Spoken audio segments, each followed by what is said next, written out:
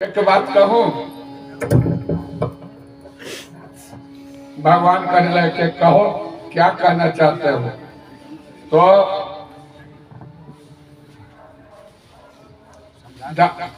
दानों ने कहा कि सुंदरी आप अपने हाथ से हम लोग को अगर अमृत वितरण कर देते तो अच्छा होता। अब भगवान तो यही चाह ही रहे थे, बस वे कलश ले लिए, कहे ठीक है, लेकिन एक शर्त है। मोहिनी भगवान कहे देखिए थोड़ा धीरे धीरे आराम से बात, ये हल्ला ज्यादा न कीजिए।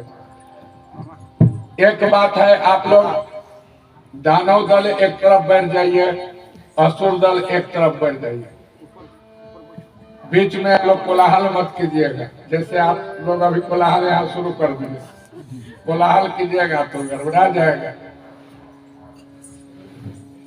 सब के सब बात मान गए, दो दल में बैठे, इधर असुर दल इधर देव दल। जब बैठ गए तो कलश को लेकर के भगवान कहे अभी क्यों खड़ा करा दे, 2 मिनट थोड़ा सा रुक नहीं जाते, पूछते भी नहीं है।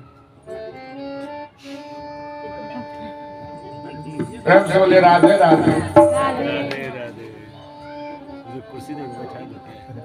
हाथ में अमृत का कलश लेकर के भगवान पूछने लगा कि अच्छा आप दोनों निर्णय करके बताइए कि इसमें अमृत है, सब कोई जान रहे हैं, लेकिन अमृत जो है सो नीचे बैठ गया हुआ है कलश में, ऊपर में केवल पानी पानी है, जल है। अब आप लोग पहले बताइए कि हम किधर से बांटना शुरू करें, किधर से वितरण करें। देवता से पहले दानव लोग है कि देवी आप पहले देवता लोग को पिला, हम लोग को बाद में पिला देंगे। भगवान कहे ठीक है। अब भगवान लगे अब देवताओं को अमृत पिलाने। प्रेम से बोलिए कृष्ण कन्हैया लाल की, मोहिनी भगवान की। अब पिलाने लगे, देवता लोग ले लेकर के अमृत पान करने लगे। अब इस बात को एक राहु नाम का राक्षस था, वह समझ गया कि ना इस जगह तो कोई खेला जरूर हो रहा है। वह तुरंत अपना स्वरूप देवताओं का बनाया और जा करके देवता के ग्रुप में घुस करके बैठ गया।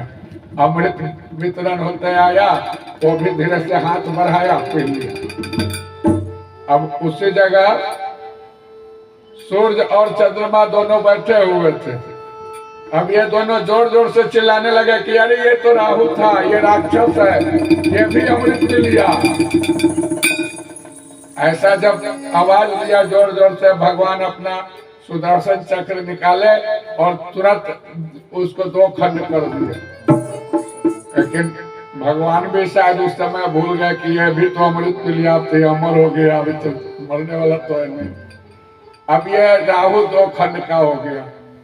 उस समय से एक तो राहु बन गया और एक केतु बन गया। कटा हुआ जो भाग था वो केतु के रूप में परिवर्तित हो गया,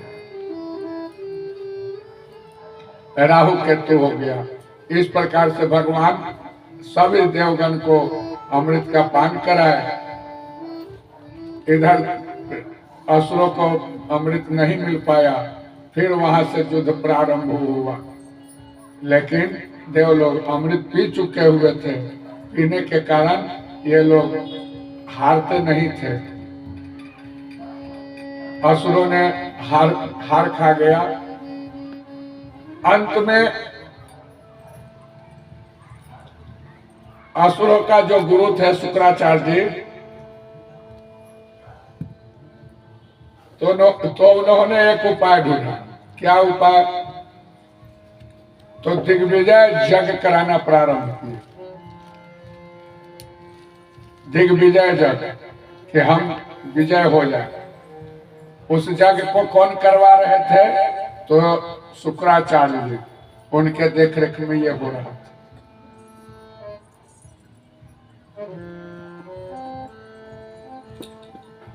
उससे पहले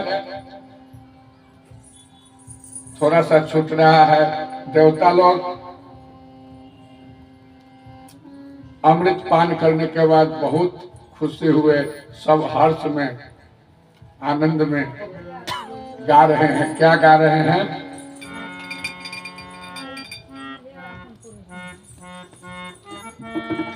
पायो जी मैंने नाम रतन धन पायो, पायो जी मैंने राम रतन धन पायो, पायो जी मैंने नाम रतन धन पायो, पायो जी मैंने राम रतन धन पायो। वस्तु अमोल के दे मेरे सतगुरु, वस्तु अमोल के दे मेरे सतगुरु, वस्तु अमोल के, वस्तु अमोल के दे मेरे सतगुरु, वस्तु अमोल के दे मेरे सतगुरु।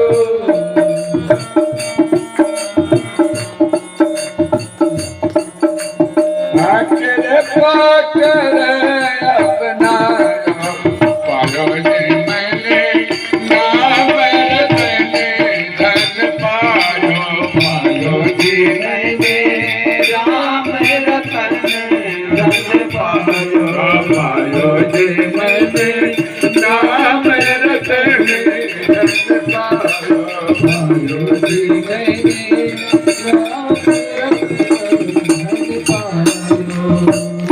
जन्म जन्म की पहुँचे पाई, जन्म जन्म की पहुँचे पाई, जन्म जन्म की, जन्म जन्म की पहुँचे पाई, जन्म जन्म की पहुँचे पाई।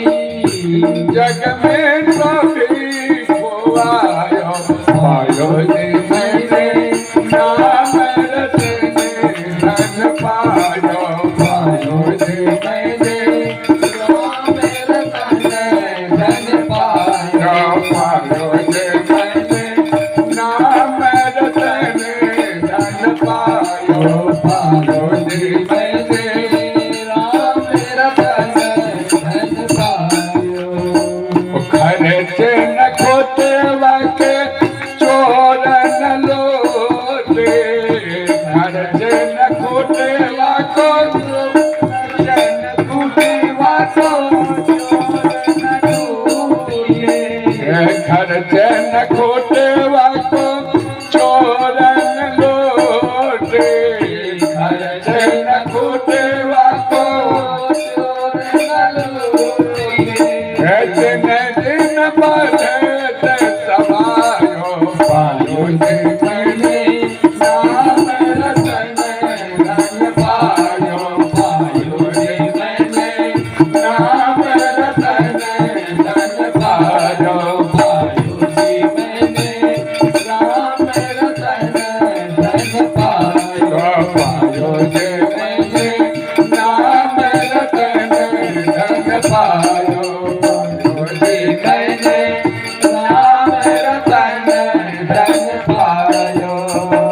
सत के नाम के वटिया सदे गुरु, सत के नाम के वटिया सदे गुरु, सत के नाम सत की नाम, सत की नाम, सत के नाम के वटिया को सतगुरु, सत के नाम के वटिया सतगुरु।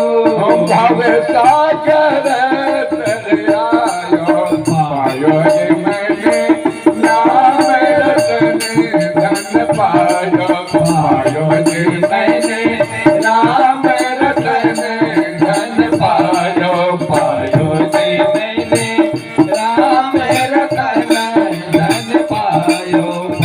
मीरा के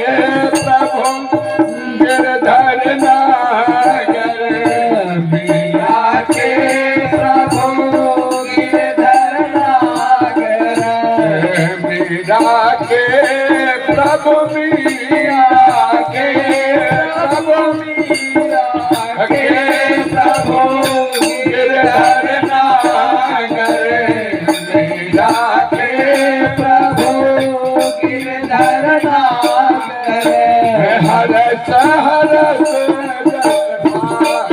पायो जी मैंने नाम रतन धन पायो पायो जी मैंने नाम रतन धन पायो पायो जी मैंने नाम रतन धन पायो पायो जी मैंने राम रतन धन पायो पायो जी मैंने राम रतन प्रेम स्वल्यानंद कंद भगवान भगवान की जय। देव लोग खूब हर्षित हुए। इधर देवता लोग से असुर लोग हार गया। अब असुरों को जिताने के लिए शुक्राचार्य जी एक यज्ञ करवाए, दिग्विजय यज्ञ। उस समय असुरों के नायक बलि को बनाया गया। अब बलि से एक दिग्विजय यज्ञ कराया जा रहा है। उसमें बहुत सा खर्च हुआ, बहुत बड़ा स्थान में ये यज्ञ प्रारंभ हुआ। उस समय भगवान मन ही मन सोचे कि आज बहुत अच्छा समय है, और भगवान छोटा सा रूप बना लिया। इसमें तो कहा जाता है कि वे मात्र 52 अंगुल का बन गए। 52 अंगुल का जो मनुष्य होगा वो बालक रूप में होगा, और खूब सुंदर सा रूप बनाए, खूब सुंदर सा स्वरूप था, शरीर के कांति में चमक था। अब नहीं,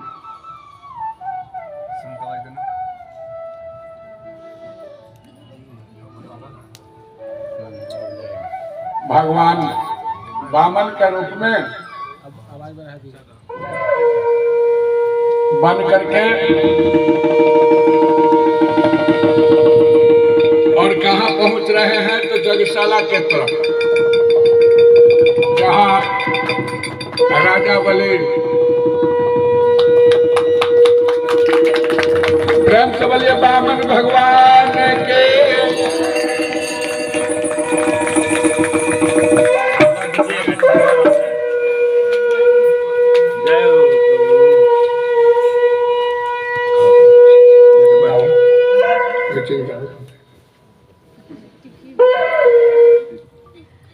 वामन भगवान धीरे धीरे आ रहे हैं। आइए एक मंटू जी से भजन सुनते हैं।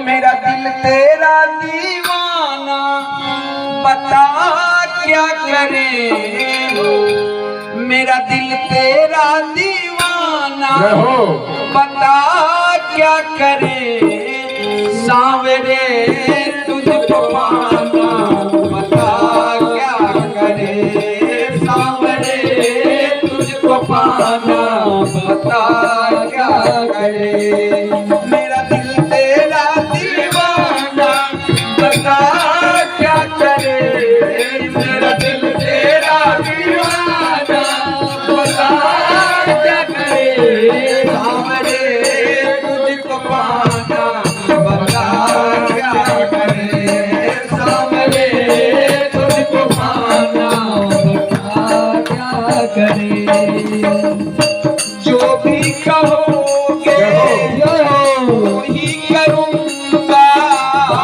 जो भी कहोगे वही करूँगा, जो भी कहोगे वही करूँगा, जो भी कहोगे वही करूँगा, ये मेरा तुमसे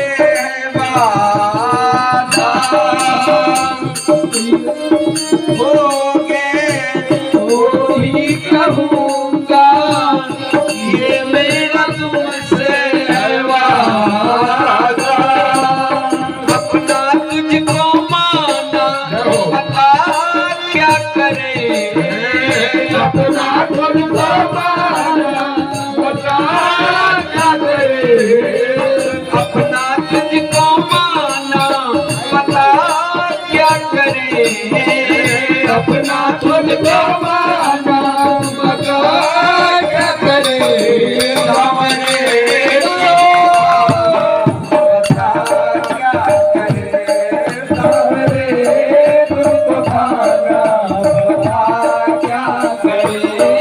मेरा दिल तेरा दीवाना, बता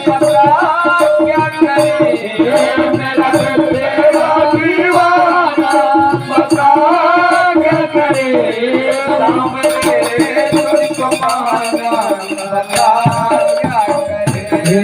सामने तुझको पाना, बता क्या करे। कहाँ तुम कन्हैया, कहाँ मैं कन्हैया। कहाँ तुम कन्हैया, महादेव कन्हैया। कहाँ तुम कन्हैया, कहाँ मैं कन्हैया। कहाँ तुम कन्हैया, कहाँ मैं कन्हैया। कोई भी मेले नहीं है। कहाँ तुम कन्हैया, कहाँ मैं कन्हैया। कोई भी मेरे नहीं है। अपना लेकिन दिल ना माने, बता क्या करे। लेकिन दिल ना माने, बता क्या करे। लेकिन दिल ना माने, बता क्या करे। लेकिन दिल ना माने, बता क्या करे। मेरे तुझको पाना, बता क्या करे। तुझको पाना, बता क्या करे। मेरा दिल तेरा दीवाना, बता क्या करे। मेरा दिल तेरा दीवाना, बता क्या करे।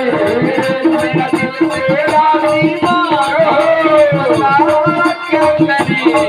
मेरा दिल तेरा दीवाना, बता क्या करे।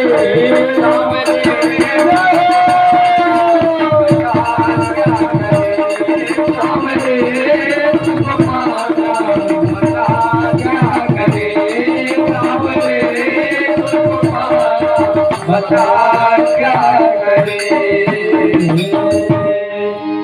प्रेम से बोलिए वृंदावन बिहारी लाल प्रेम बोलिए बामन भगवान की जय। भगवान अपना छोटा सा रूप बना करके और यज्ञशाला की तरफ बढ़ते जा रहे हैं।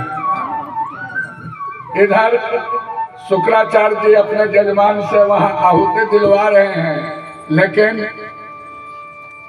राजा बलि का नजर उस अलौकिक दृश्य पर पड़ गया जो परमात्मा के स्वरूप भगवान आ रहे थे। वहां उस निराली छवि को देख करके, सुंदर छवि को देख करके, स्वरूप को देख करके अब राजा बलि का वहां से नेत्र हटता ही नहीं था। इधर शुक्राचार्य कहते हैं कि यार इधर देखो, इधर इधर आहुति डालो। वो डालना कहीं तो डालता था कहीं। अंत में शुक्राचार्य से माफी मांग करके राजा बलि खड़ा हो गया कि गुरुदेव थोड़ी देर रुक जाइए, एक बार ऐसा अनुपम मुखार बिंद को देखने दीजिए, ऐसा अनुपम सुंदर स्वरूप को देखने दीजिए। और राजा बलि उस जगह खड़े हो गए। प्रभु उधर ही आ रहे थे। आते हुए देख करके राजा बलि को इतना खुशी हुआ कि मन में लगा कि हम अपना सर्वस्व इनके ऊपर लुटा दें। और विचार भी करने लगा, बोले कि न जाने इतना सुंदर स्वरूप बालक का है, ये कौन हो सकता है? ये तो विप्र कुमार जैसा लग रहा है, ये तो कोई विप्र कुमार है, ब्राह्मण का लड़का है।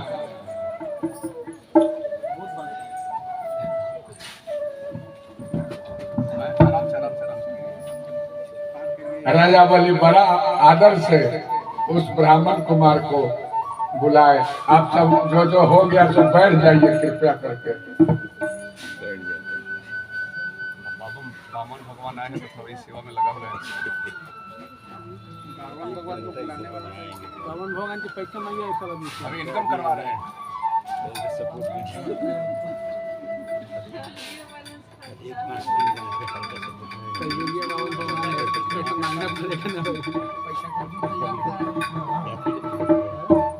फटाफट आप सब दर्शन करके कृपया बैठ जाए।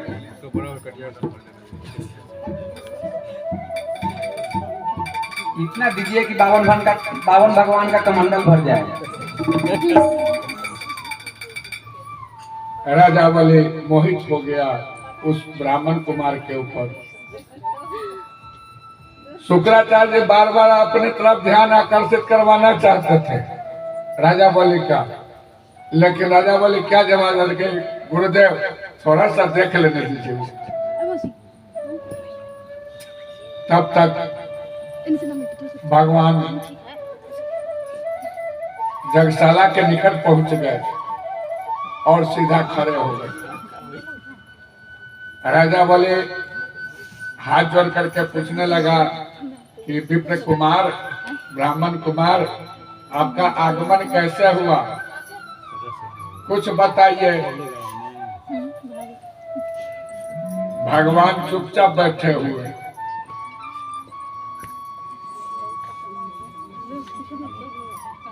भगवान चुपचाप खड़े वहां मैंने खड़े रह रहे हैं। फिर 2-4 बार जब बलि पूछा तो भगवान कहने लगे कि पूछा क्या कि आपको कुछ चाहिए, आपको कुछ लेने का इच्छा है तो बोलिए। ब्राह्मण कुमार क्या बोले कि इच्छा तो है लेकिन पाने में संदेह है, आप देने सकेंगे कि न देने सकेंगे? राजा बलि कहने लगा कि विप्र कुमार क्या बोलते हैं, आज तक मेरे दरबार से कोई खाली नहीं लौटा है, इसलिए आप मुझ पर पूर्ण भरोसा कीजिए, आप जो मांगेंगे मैं वही दूंगा। शुक्राचार्य ध्यान लगाए, वो तो समझ गए कि ये तो भगवान विष्णु आए हुए हैं छल करने के लिए। अब शुक्राचार्य बार बार बलि को मना करते थे कि नहीं नहीं ऐसा संकल्प मत करो। और इधर ब्राह्मण कुमार को देख करके राजा बलि धीरे धीरे मोहित होते जा रहा है, सोच रहा है कि ये ब्राह्मण कुमार जो भी मांगेगा मैं अपना सर्वस्व लुटा दूंगा। विप्र कुमार के रूप में भगवान बोले, ब्राह्मण भगवान, कि हमको तुम्हारा कोई भी संसार का ऐश्वर्य नहीं चाहिए, मैं तो तुमसे मात्र 3 पग जमीन लेने आया। अब देख करके राजा बलि कहने लगा कि अरे विप्र कुमार, क्या तेरा बुद्धि भ्रष्ट हो रखा है? तुम ऐसे जगह आकर के मात्र 3 पग जमीन मांग रहा है, यह तो शोभनीय नहीं है, हमको लज्जित कर रहा है तो इस प्रकार से मांग करके। तो और कोई चीज, बड़ा चीज मांग, कीमती चीज मांगो। छोटा छोटा क्या मांग रहा है? तुम्हारा तो शक्ल उम्र ही छोटा है, तुम्हारा तो पग एकदम छोटा छोटा, तो 3 पग मांगेगा, उसमें तो कुछ भी नहीं कर सकेगा, जमीन लेकर के क्या करेगा? भगवान सुनते सुनते कहे कि देख बलि, तेरा उपदेश सुनने नहीं आया हूं मैं, तू हाँ या ना बोल, तुझसे मैं 3 पग जमीन मांगा हूं, 3 पग जमीन देने के लिए तैयार है? अगर है तो यह जल्द संकल्प कर और मुझे दे। मेरे पास उतना समय नहीं है, कारण कि ब्राह्मण का तो काम है कि इस दरवाजे से काम हो गया तो उस दरवाजे पर जाना पड़ेगा। गाय और ब्राह्मण घूमने से होता है, वो घूमते रहता है। एक जगह कोई ब्राह्मण को चाहे कि हम अपने यहाँ रखे उसको, हम दे उसको, तो भी ब्राह्मण का मन नहीं भरेगा जब तक वो 2, 4, 5 दरवाजे पर नहीं जाएगा। और वैसे ही गौ माता भी, भगवान कहने लगे कि केवल तेरे यहाँ से हमको दान लेकर के नहीं काम चलने वाला है, इसलिए तो तू देगा कि नहीं देगा, तू जल्दी जल्दी बोलो, और अगर देगा तो लो संकल्प करो।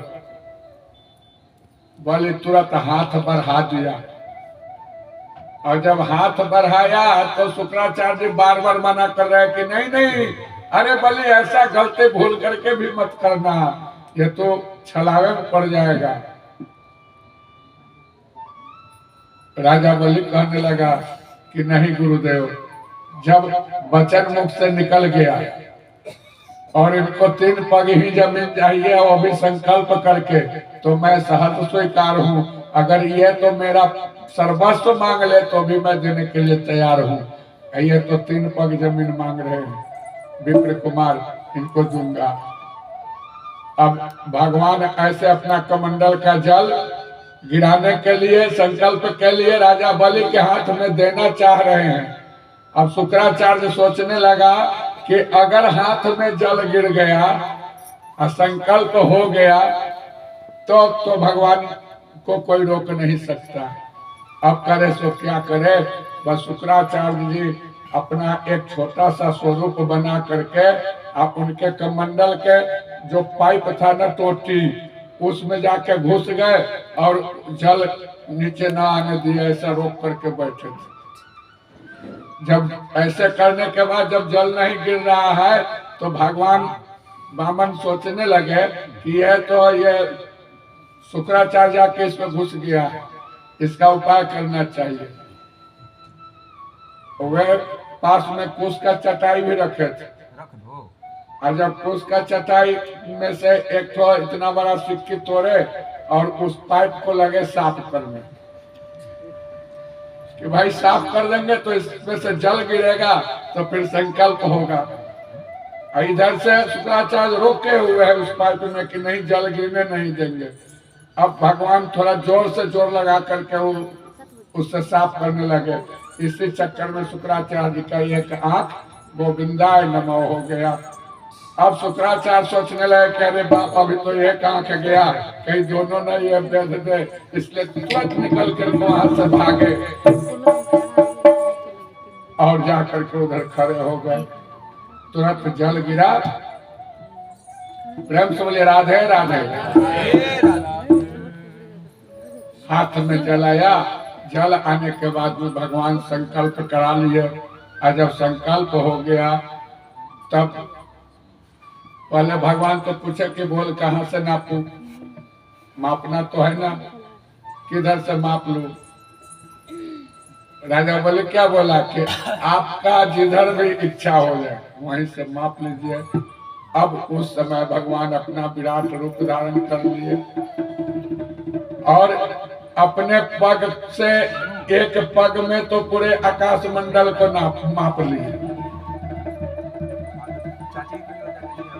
दूसरे पग से पूरे पृथ्वी को माप दिए, और तीसरे पग के लिए अब भगवान पूछने लगे कि देखो तो अब तो 2 ही पग में तो ये पूरा हो गया, भूमंडल मपा गया, आकाश मंडल मपा गया, अब क्या करे। राजा बलि मन ही मन सोचने लगा कि आज तक संकल्प किया हुआ चीज हम किसी को देने से ना मुकरे, और आज मुकरना पड़ रहा है, इसलिए तुरंत राजा बलि भगवान के चरणों में अपना सर रख दिया, और सर रखने के बाद ने कहा कि प्रभु आप अपने इस पैर से मेरे को माप लीजिए, भगवान तुरंत उसके शरीर पर वो अपना पैर रख करके उसको दबा दिए, वो सुतल लोक में चला गया। प्रेम से बोलिए वामन भगवान की जय।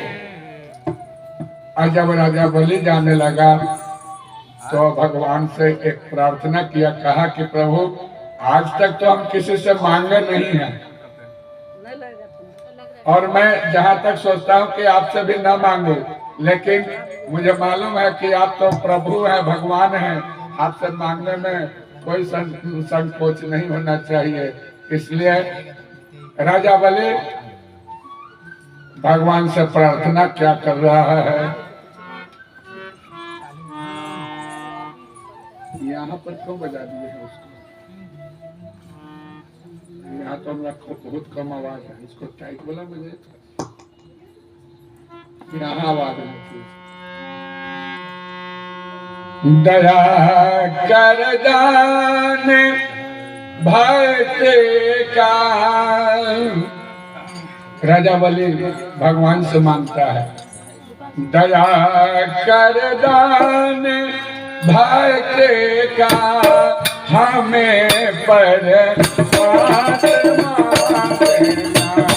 दया कर दान भक्ति का हमें परमात्मा देना। दया कर दान भक्ति का हमें परमात्मा देना।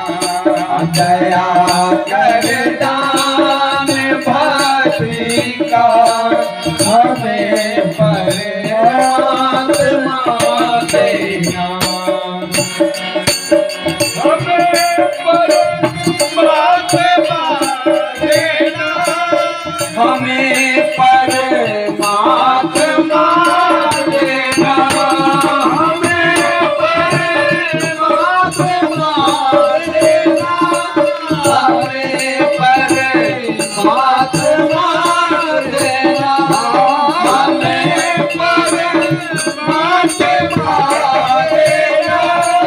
हमें परमात्मा देना।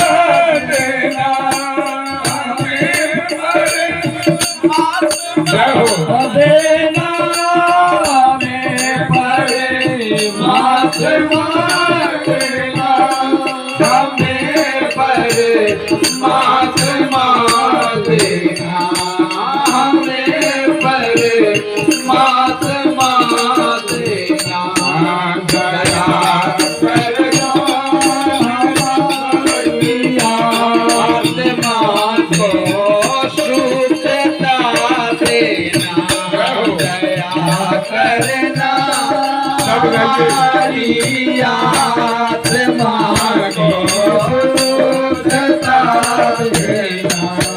दया कर दान भक्ति का हमें परमात्मा देना। दया कर दान भक्ति का हमें परमात्मा देना। हमारे ध्यान में आओ प्रभुआ, में बस जाओ। हमारे ध्यान में आओ प्रभुआ, में बस जाओ।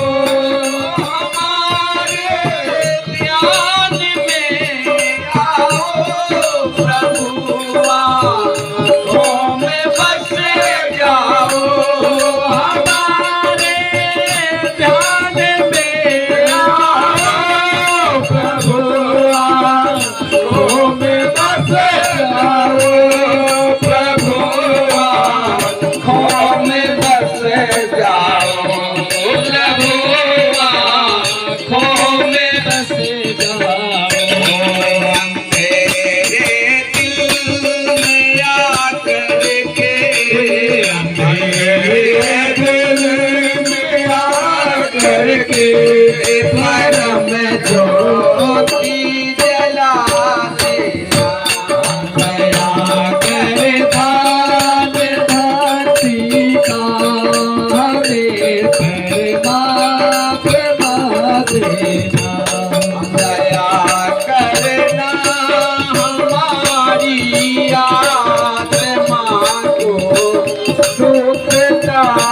देना, दया करना हमारी आत्मा में सता देना। बहादुर की गंगा दिलों में प्रेम की सागर, बहादुर प्रेम की गंगा दिलों में प्रेम का सागर, बहादुर प्रेम की गंगा दिलों में प्रेम की सागर, बहादुर प्रेम की गंगा दिलों में प्रेम का सागर, दिलों में प्रेम का सागर, दिलों में प्रेम का सागर। आपस में मिलजुल कर, हमें आपस में मिलजुल कर प्रभु रहना सिखा देना, दया कर दान भक्ति का हमें परमात्मा देना, दया करके हमारी आत्मा को शुद्ध कर राधे राधे। दया करना हमारी आत्मा में शुद्धता देना। हमारा धर्म हो सेवा, हमारा कर्म हो सेवा, हमारा धर्म हो सेवा, हमारा कर्म हो सेवा, हमारा कर्म हो सेवा, हमारा कर्म हो सेवा, सदा ये सेवा, हमारी मान हो सेवा, सेवक बना देना, हमारी मान हो सेवा, सेवक बना देना,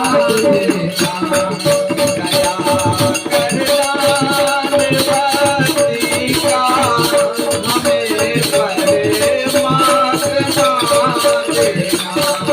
दया करना भक्ति का हमें परमात्मा देना, हमें परमात्मा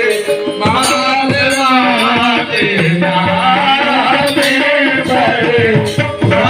परमात्मा देना। प्रेम से बोले आनंद कंद भगवान की। बलि जाते जाते सुरता लोक में भगवान से यही प्रार्थना किया कि हे प्रभु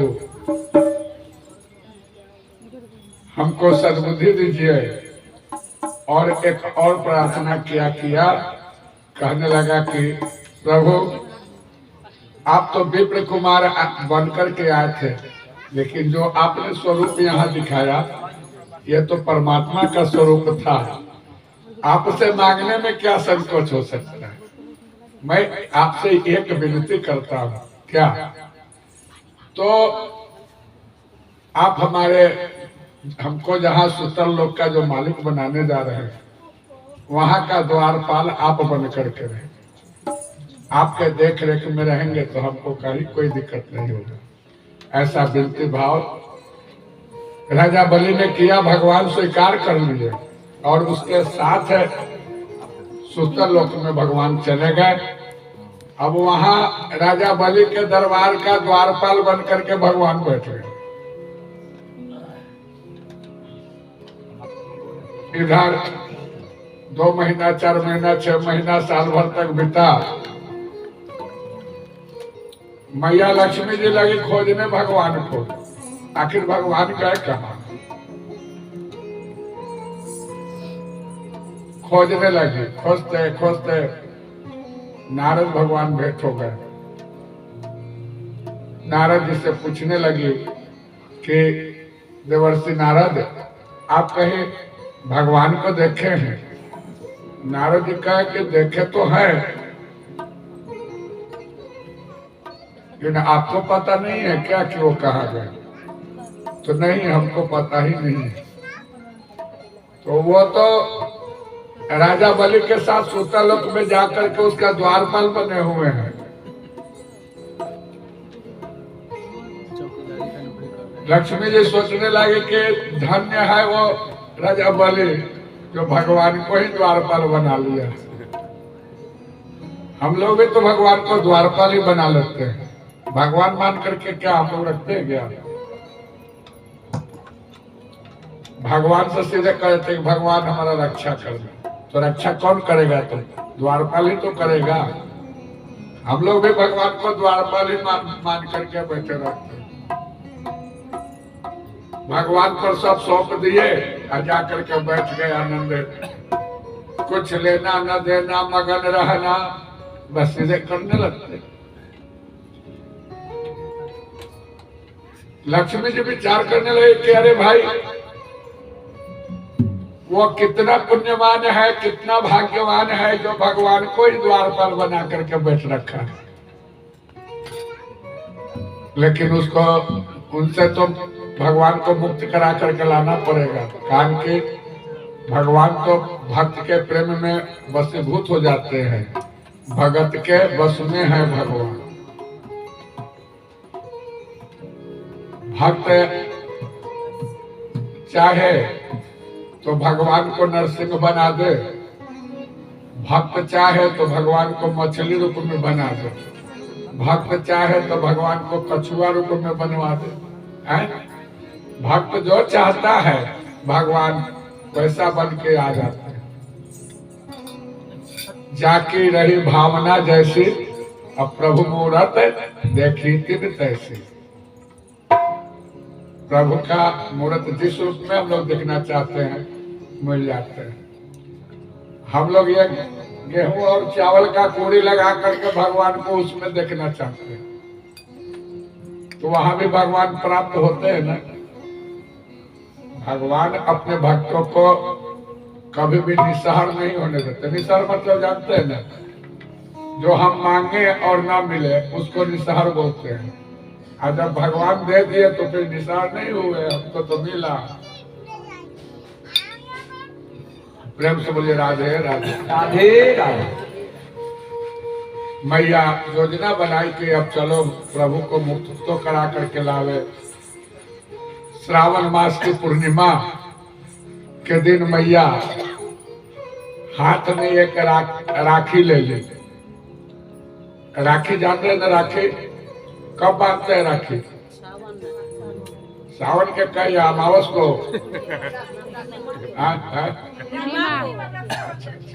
राखी पूर्णिमा को सावन का पूर्णिमा था। मैया रक्षाबंधन हाथ में ले ली और लेकर के चली कहाँ? सूतल लोक में। तो मैया तो सूतल लोक से ही आई है। समुद्र मंथन से तो मैया का प्रादुर्भाव हुआ है। तो प्रादुर्भाव जब हुआ है तो इस बहाने जो सूतल लोक में जो वहां का जो राजा है, मैया का कौन हो सकता है? वो भाई ही तो हो सकते हैं।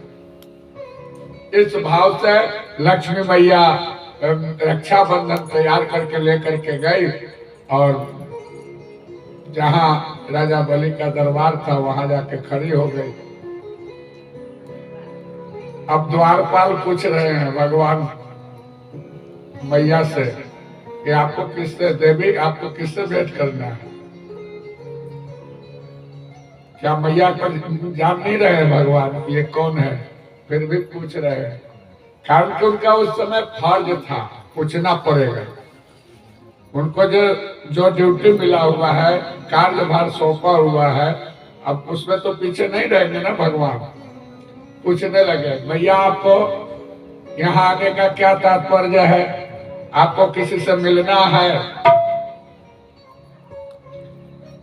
मैया कहने लगी कि हमको अपने भाई से मिलना है। तो भाई तो हाँ, इस सूतल लोक में रहने वाले तो हमारे भाई या पिता हो सकते हैं, दूसरा कौन होगा?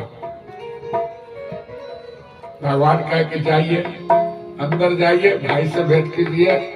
तुरंत लक्ष्मी मैया वहां गई, राजा बलि के पास खड़ी हो गई।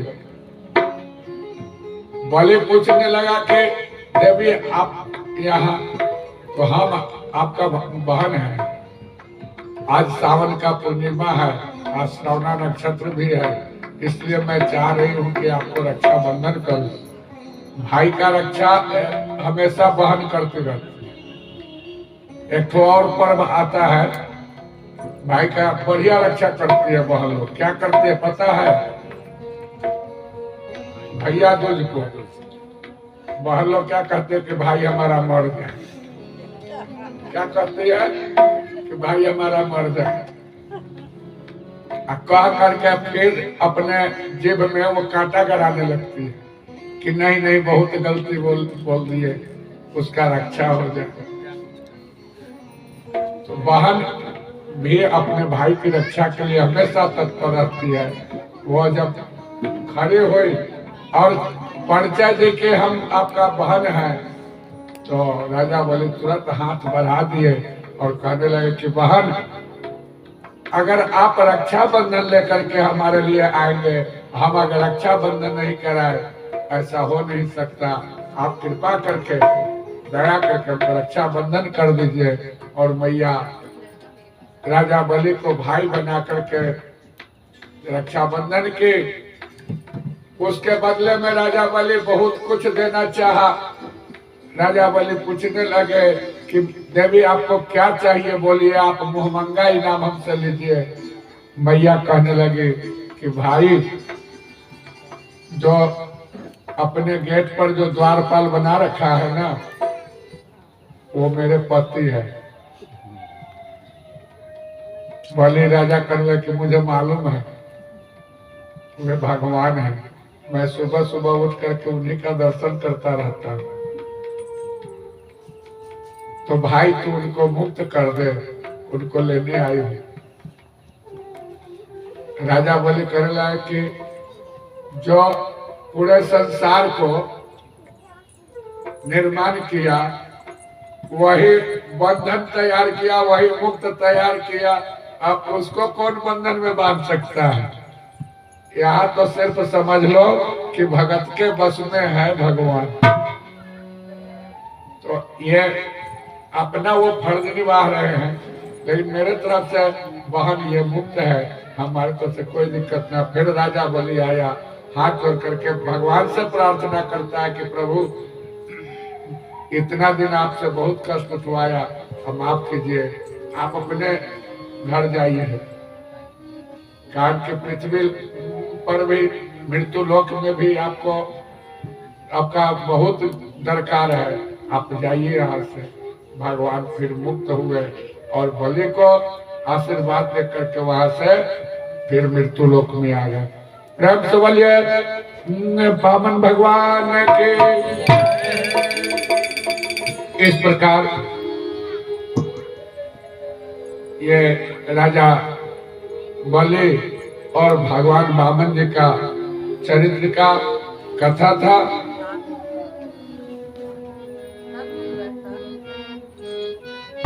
आगे राजा सुदुम्न का कथा है।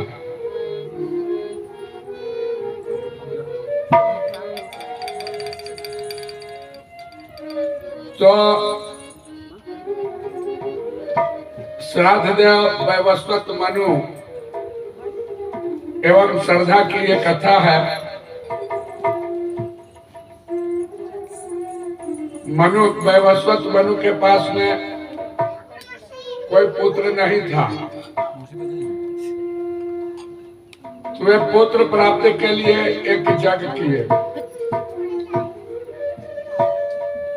लेकिन राजा को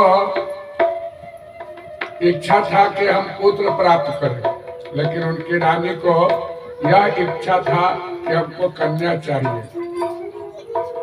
और जब जगमंडप में यह सब जाने लगे तो मन ही मन में सोचने लगे कि संकल्प में हम बताएंगे, इससे पहले जाकर के देवी वहां जग का जो होते हैं, जग में आचार्य होते हैं, जग में आचार्य होते हैं, होते हैं, ब्रह्मा होते हैं ना। तो होता को जाकर के रानी कह दे कि कान में कि देखिए आप ऐसा जग कराइएगा कि हमको कन्या का इच्छा है, कन्या मिल जाए। राजा कुछ कहे नहीं किसी को। जग प्रारंभ हुआ, जग जब पूर्ण हुआ तो जग के प्रभाव से यहाँ एक कन्या उत्पन्न हुई राजा को। राजा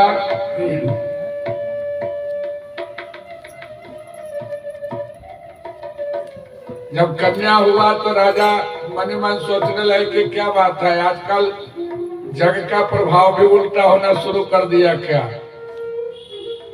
वे जाकर के वशिष्ठ जी से पूछने लगे तो वशिष्ठ जी कहे कि नहीं ऐसा तो नहीं है, इसमें तो तुम्हारी जो पत्नी है वो जाकर के होता से कह दिया था कि हमको कन्या चाहिए और कन्या की इच्छा से यह जग कराया गया तो जग प्राप्त हो गया।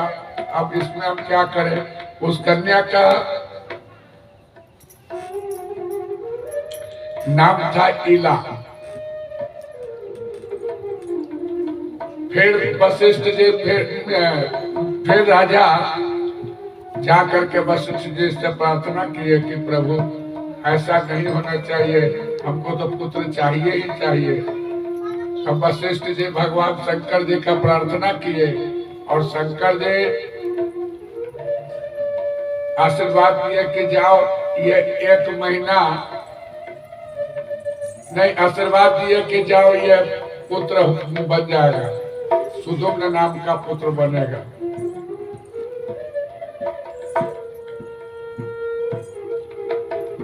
वो सुदुम्न नाम से लड़का हो गया। एक दिन सुदुम्न शिकार के लिए जंगल में गया, तो वो शिकार के लिए जब जंगल में घूम रहा था और वहीं पर मेरू पर्वत के तलहटी में भगवान भोलेनाथ और पार्वती मैया दोनों बैठ करके विहार कर रहे थे। इसको पता नहीं था सुदुम्न को। सुदुम्न भूल से उस तलहटी में जाकर के पहुंच गया। देखने से मैया को बहुत शर्म आया, अंदर अंदर क्रोधित हो गई और इधर शंकर भगवान भी मैया को क्रोधित देख करके सुदुम्न को श्राप दिया कि जा तू यहाँ तक पहुंच गया, इसलिए तो फिर कन्या हो जा। और यह भी उसी समय वरदान दिए कि इस तलहटी में जो भी आएगा वो नारी बन जाएगा। ऐसा जब श्राप दे दिए, अब वहां से सुदुम्न निकला, नारी बना हुआ, वो भ्रमण कर रहा था। उसी समय चंद्रमा के बेटा, चंद्रमा के पुत्र जो थे उनका नाम था बुध। तो बुध भी शिकार खेलने आया था। देख करके वो सुदुम्न नामक जो नारी थी उसको देख करके मोहित हो गए और बुध उससे विवाह कर लिए। विवाह करने के बाद में कुछ दिन के बाद बुध को एक पुत्र प्राप्त हुआ जिनका नाम रखा गया पुरुरवा। इधर स्त्री बने सुदुम्न को आत्मग्लानि होने लगा कि कभी कन्या बने, कभी पुत्र बने, कभी कन्या बने, कभी नारी बने, कभी पुरुष बने। इस संसार में आकर के इस दृश्य को देख करके आत्मग्लानि होने लगा। फिर फिर वशिष्ठ जी को स्मरण किया। वशिष्ठ जी के द्वारा शंकर जी की आराधना किया गया। शंकर जी के आशीर्वाद से सुधुम्न ने अब 1 महीना के लिए पुरुष बन जाता था और 1 महीना के लिए फिर नारी बन जाता था, जिससे प्रजा में असंतोष होने लगा। कारण कि सुधुम्न जब पुरुष के रूप में रहता था तो अपने राज्यकाज में आकर के अपने राज्यकाज को संभाला करता था, और जब नारी बन जाता तो वो जंगल में भाग जाया करता था। अब 1 महीना जो राजा विहीन रहे तो वह राज्य चलने वाला नहीं है, इससे वहां की प्रजा को असंतोष पैदा हो गया। और जब असंतोष पैदा हुआ तो सुधुम्न ने अपने पुत्र पुरुरवा को राजगद्दी पर बिठा करके और अपने तपस्या के लिए निकल गया। उस समय भगवान का तपस्या करते करते परमधाम को चला गया। आगे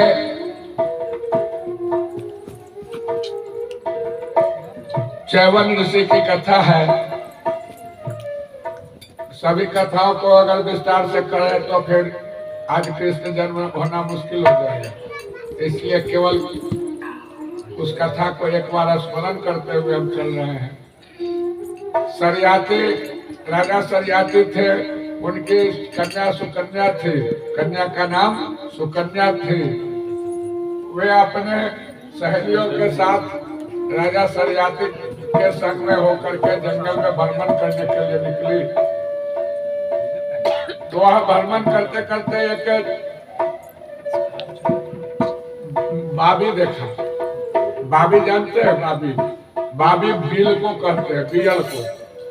बाबी वो था क्या चीज का, तो वहां दीमक लगा हुआ, और दीमक धीरे धीरे मिट्टी को उभार देता है, बाहर की तरफ कर देता है। तो यह सुकन्या अपने सहेलियों के साथ भ्रमण कर रही थी। घूमते घूमते देख रही है कि जगह मिट्टी ऐसे ऊंचा क्यों हो रखा है, और मिट्टी के नजदीक जब वो बैठती है तो उसमें से 2 प्रकाश दिख रहा था। वो मिट्टी ऐसे हटाई, दिख रही है कि वो प्रकाश धीरे धीरे अच्छा दिखने लगा। 2 नेत्र था।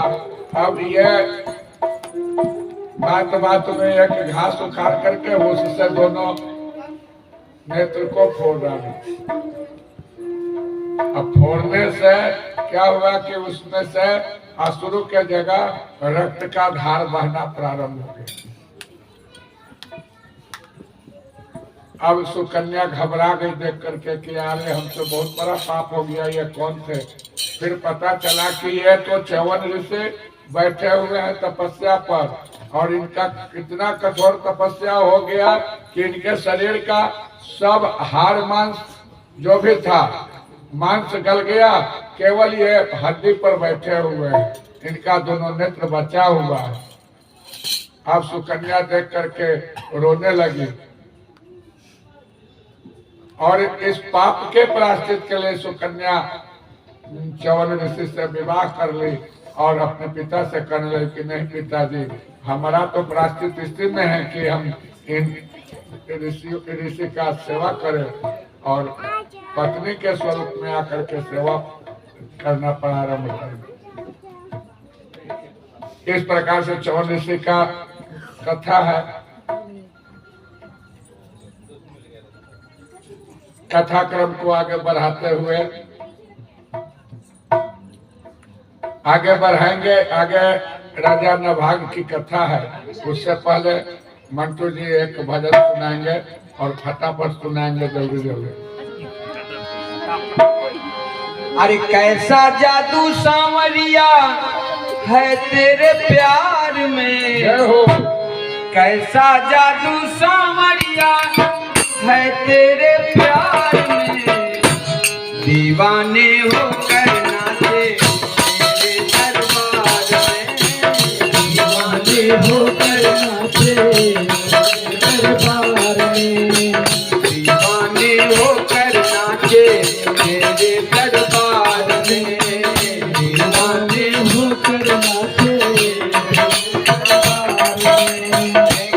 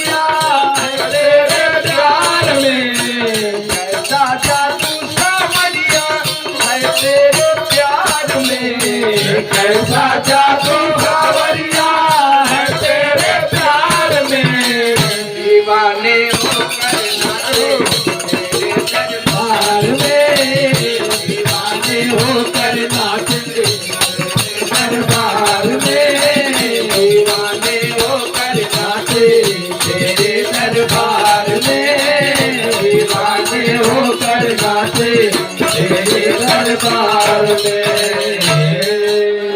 प्रेम से बोलिए वृंदावन बिहारी लाल की जय। तो आगे सुखदेव जी महाराज कहते हैं कि परीक्षित, मैं अपनी कथा क्रम को आगे बढ़ाते हुए राजा नभाग की कथा सुना रहे हैं।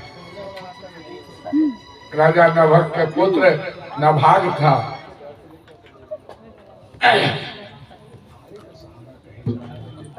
तो नभाग जन्मोपरांत जब किशोरावस्था में हुआ तो उसके पिता नभग उसको शिक्षा अध्ययन के लिए गुरु आश्रम में भेज देते हैं, और वह पूर्ण शिक्षा पा करके जब अपने पिता के पास आया तब तक उसके भाइयों ने बंटवारा कर रखा।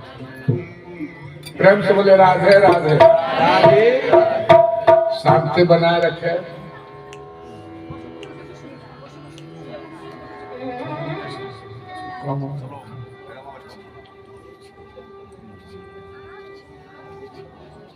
भाइयों ने बंटवारा कर रखा था।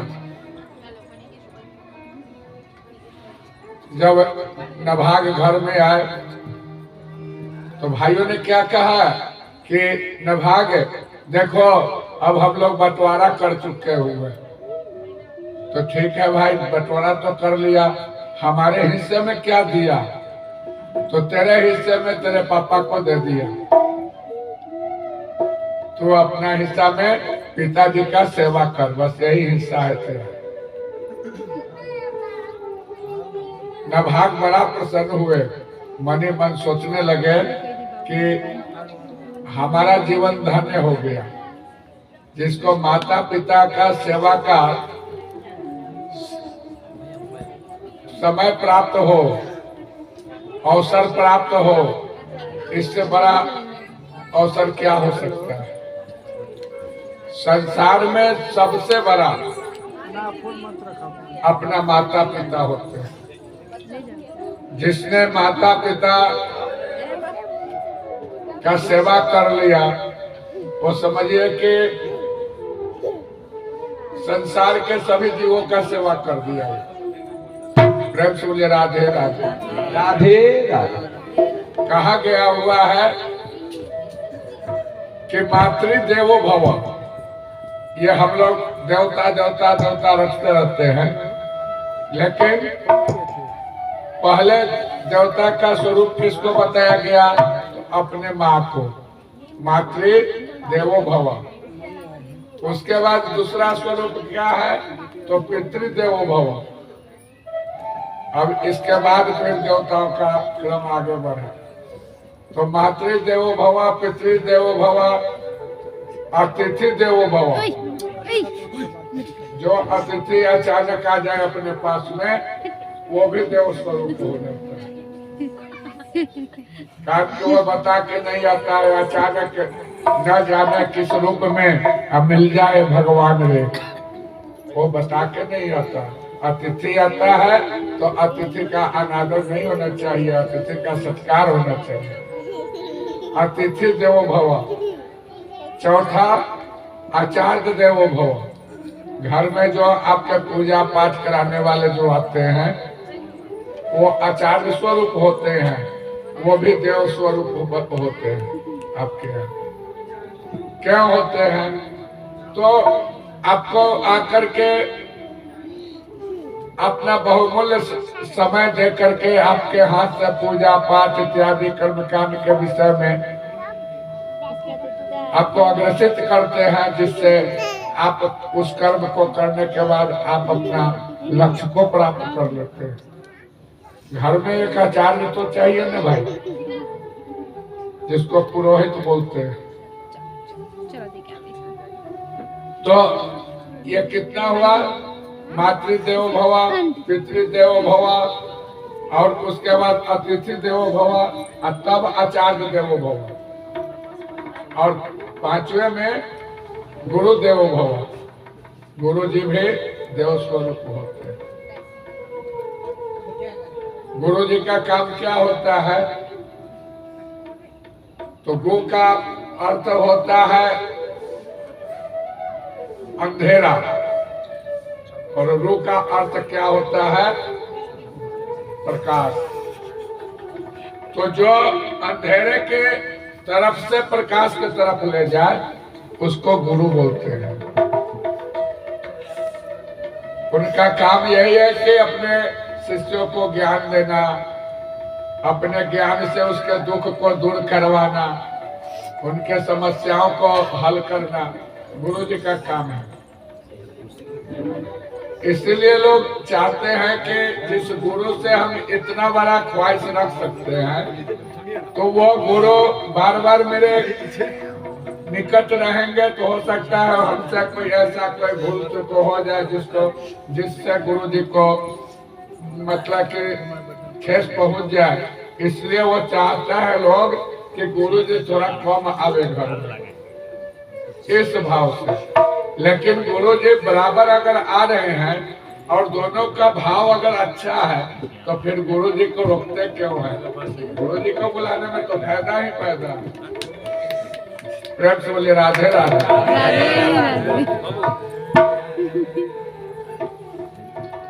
अपने पिता का सेवा का सुअवसर प्राप्त हुआ। नभाग को सेवा में लगा हुआ था। एक दिन एक बहुत बड़ा यज्ञ हो रहा था, लेकिन उस यज्ञ को बहुत दिन से चलते आ रहा था, वो पूर्ण नहीं हो पा रहा था। क्यों? तो उस यज्ञ में कोई आचार्य नहीं था, आचार्यहीन वो यज्ञ हो रहा था। तब नभाग के पिताजी बोले कि बेटा जाओ, वहां ये यज्ञ हो रहा है बहुत दिन से, अब इसको पूर्ण करके आ तू। नभाग यहाँ से पिताजी के बात को मान करके चला।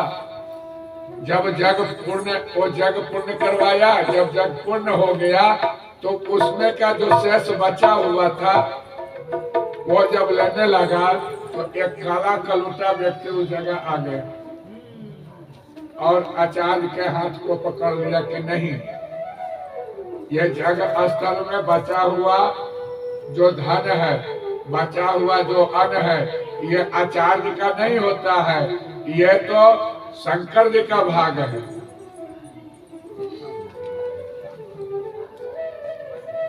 नभाग कहने लगे कि तो मुझे तो मालूम नहीं है।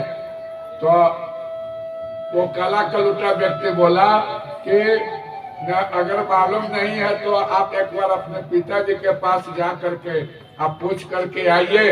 वो अगर कहेंगे कि आपका ये भाग है तो आप ले जाना, और नहीं तो मैं ले जाऊंगा।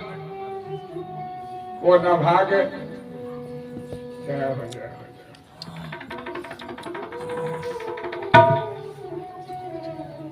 बिना कुछ मन में सोचे वहां से आया दौड़े दौड़े अपने पिता के पास, और पिताजी से पूछा कि पिताजी जो जगमंडप में, जग स्थल में जो शेष बच जाए उसको क्या करना चाहिए? तो उनके पिताजी जवाब दिए कि बेटा वह जो भी अवशेष बचता है ना, वो भगवान शंकर जी का भाग होता है। ये सुन करके नभाग दौड़ करके वहां गया और कहने लगा कि काला कलूटा से कि आप चाहे जो भी हो, लेकिन मुझसे बहुत बड़ा भूल हो गया, ये भाग तो आप ही का होता है, आप ले जाइए। ऐसा जैसे ही वो बोला तो वो काला कलूटा व्यक्ति अपने स्वरूप में आकर के भगवान शिव जी हो गए, और शिव जी आकर के खड़े हो गए। प्रेम से शंकर भगवान की जय। शिव जी वहां जब खड़े हो गए तो वो नभाग के हाथ को पकड़ करके कहने लगे कि बेटा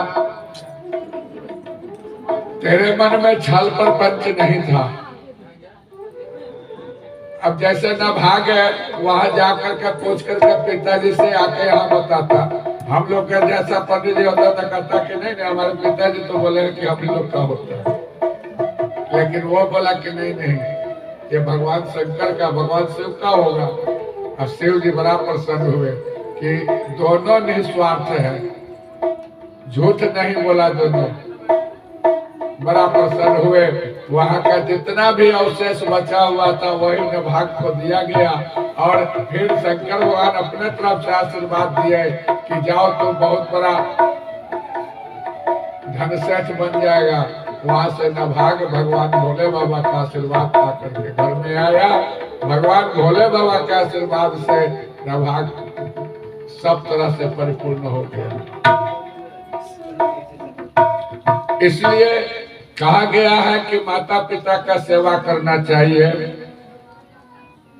अभिवादन शीलस्य नित्यम वृद्धोपसेविनः चत्वारि तस्य वर्धन्ते आयुर्विद्या यशोबलम्। अपने माता पिता का सेवा करने से क्या होता है पूछिए, एक बार आप लोग भी पूछ सकते हैं। क्या होता है महाराज माता पिता का सेवा करने से? अब तो वो तो कमाने वाला भी नहीं रहा, मैया बुढ़िया हो गई, वो काम भी नहीं करेगी, वैसा का सेवा करके क्या होगा? पूछ सकते हैं। लेकिन बाबू क्या होता है तो चत्वारे तस्या वर्धन्ते आयुर्विद्या यशोबलम, ये 4 प्रकार का प्राप्ति होता है। क्या होता है तो आयु, अपना आयु माता पिता की सेवा करने से अपना आयु बढ़ता है। प्रथम आयुर्विद्या और विद्या बढ़ता है। आयुर्विद्या यशो मतलब जस बढ़ता है। यशो बलम शरीर में ताकत भी रहता है। आप हर मैंने धर्म अर्थ काम मोक्ष कहने का तात्पर्य यही है कि यही 4 प्रकार का बढ़ता है जो अपने माता पिता के सेवा में रत रहता है। इसलिए भजन में गाया हुआ है कि माता पिता गुरु माता पिता गुरु प्रभु चरणों में प्रणवत बारंबार हम पर किया बड़ा उपकार। अब ये भजन तो नहीं सुना पाएंगे, अभी बहुत समय कम है और भगवान कृष्ण का भी लीला का दर्शन करना है। तो इस प्रकार से ये नभाग की चरित्र का बखान किया गया। आगे